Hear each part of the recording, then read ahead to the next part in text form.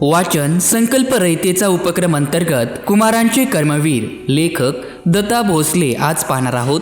पाठ 8वा. प्रकट वाचन क्षीरसागर ज्ञानेश्वरी अक्षय 11वी सायन्स दिनांक 23 ऑगस्ट 2025 सकाळ सत्र 7:50 ते 8.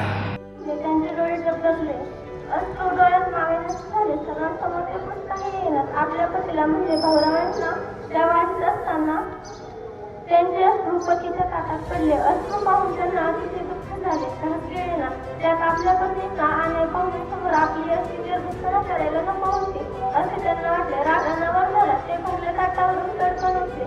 शेजारी बसलेले पाहुणे चिंतित झाले. वडीलही डोळे विस्तारून बघू लागले.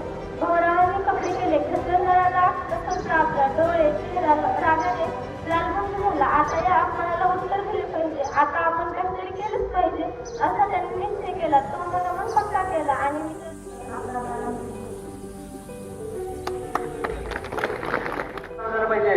नको स्मार्टफोन, नको सोशल मीडिया.